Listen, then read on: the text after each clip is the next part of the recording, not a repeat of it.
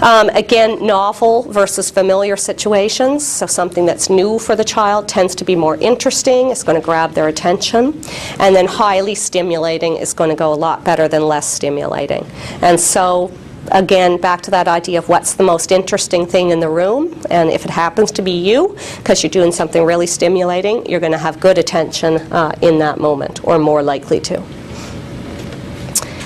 In terms of behavior modification, so if we think back to what those researchers were studying in terms of what worked well when combined with medication, what are the key components? The key components, and this is in the classroom, at the scout meeting, in the home, whatever, it's the same components. One is clear structure and rules. So it's not that, well, one day you can watch TV until midnight, and the next day the TV goes off at 8 p.m., and the next day you can eat your supper in the bedroom, and then the next day you're going to get in trouble for it. Children, especially children with ADHD, really need to know, on weekdays, my night kind of looks like this, and it looks really similar every night, and it's really structured. And if you say to a child with ADHD, what are the rules in your home? Like, what are the things that, if you did it, you get in trouble, and you know, or your sister would get in trouble, or your brother, or whatever. You want them to know the answer to that question. So they should be able to kind of say, in a classroom, in a home, there's sort of 3 to 5 rules that the teacher has, that the parent has, that they know. There's no getting around those rules. Another key component is how to give really effective directions to a child with ADHD. There's significant factors that have been shown to really increase the chance that a child with ADHD will do what a parent says or do what a teacher says, and this has been shown in numerous studies. Eye contact, a huge one. If you are talking just to the ear or to the back of the head or down the stairs to a child with ADHD, you don't have them. They don't hear you. It's in one ear and out the other, if it's even in the ear in the first place. So getting that eye contact, reducing distractions. So if you're in a classroom and you're trying to talk to the child about something that's going on, and right behind them there's a bunch of kids chatting or playing, they're going to have real trouble listening to what you're trying to get across to them.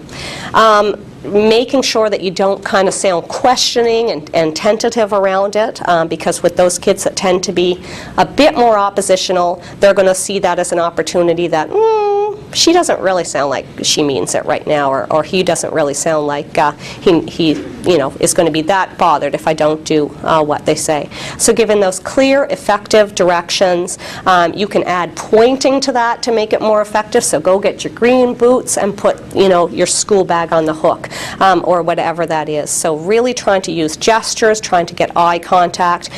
Those of you who work with or have children who are really highly inattentive, really important to actually get them to repeat it back to you. So I've worked with some kids who I got their eye contact, and I used a really short, simple command, and I did all of those other things that we know are helpful, and I've said, now what did I just say? And they guess something. It has nothing to do with what I just said. So a lot of kids get really good at kind of looking like, yeah, I'm totally listening to you, and they're not. So if they kind of know that you're going to back that up by, now what did I just say, they're more likely to listen the first time, but also if they sort of get busted and they didn't know what you were saying, when you say it the second time, they're far more primed for listening to you then, because they realize, oh, shoot, she's on to me here.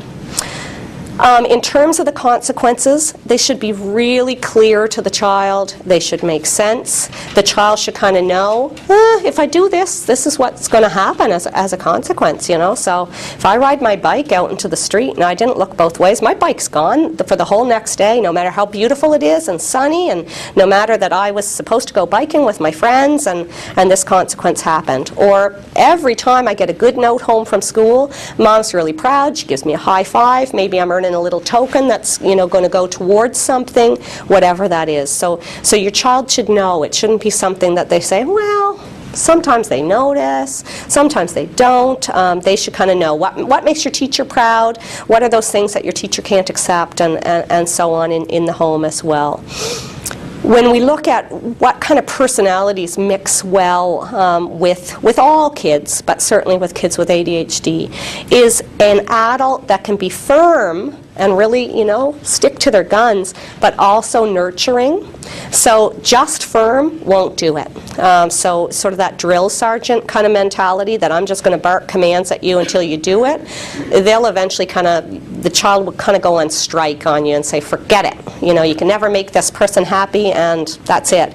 But at the same time, if you're nurturing and noticing what they're doing well, and you're realizing, okay, so what, he's squiggling in his seat a little bit, that's not that big a deal, but if he's running around the classroom, that's a bigger deal. So sort of choosing what you need to focus on and being positive whenever possible. Sometimes we can have questions as clinicians or parents or teachers about, I don't even understand, why is this child doing this behavior? Certain behaviors can be confusing to us. Sometimes you need to stop and kind of say, well, let's kind of think about what could be the reasons. And maybe you almost need to set up a little bit of a way to test that out. There's 4 functions that people say, tend to happen for an ADHD behavior. One is to avoid or escape a task. So I don't want to do my homework, so, maybe I'm not paying attention to it, or maybe I'm running around the room, or, lots of other behaviors can happen to try to avoid something they don't like. Another, and any teacher in the room I'm sure has seen this, is to gain adult attention, so the hand's constantly up, or to gain peer attention, so the teacher turns her back and the kid's making faces at the rest of the class or throwing things, class clown type of behavior, especially those kids that don't have a lot of friends, right? Hey, I'll take attention from another kid however I can get it. Gaining access to an object or an activity. So let's just say everybody is playing soccer and the child wants to play and they really lack those good social skills. Maybe they're just going to run up right in the middle of a game that's going and start kicking the ball, or maybe they're grabbing the ball and doing things that really don't help them in terms of gaining that access. So when you get confused, when you say, why is he doing this, right? Because one child might do it for one reason and one for another. You can kind of vary these and see, well, what kind of seems to be driving the behavior. So as a teacher, if you said, I wonder if he's just doing this to get my attention, you could say, okay, well, maybe I'll try reducing the attention for that sort of behavior and see what happens to that.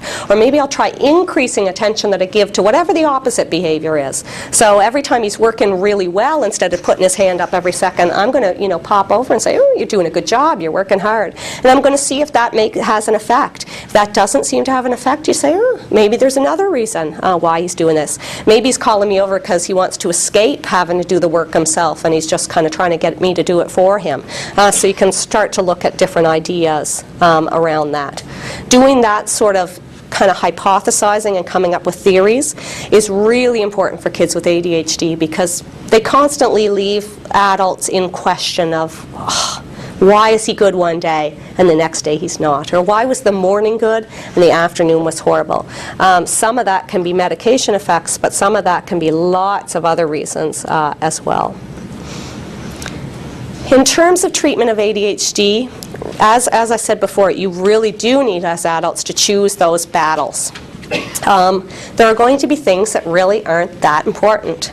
And so I'll often hear people say, oh, its legs are always going under the desk.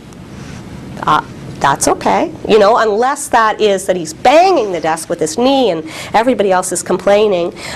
If his legs are moving more or his hands are moving more or she's moving her head more but she's getting her work done, you need to focus on what's the important things you need to choose as battles. Those of you who have children that are really non-compliant at home, that's a lot more important than some of the lesser stuff like, his closet's really messy or that sort of thing. So sometimes we can feel like I want to do everything at once. Choose the biggies. The 2 biggies, as I see them, are always aggression. That's never something you say, well, he has ADHD, should we tolerate that? No, because as they get to be 12 and over, the rest of the world isn't going to tolerate it, and so the child needs to know, no matter how impulsive you are, when you're angry, we've got to help you in choosing some better ways to deal with that. The other is moving towards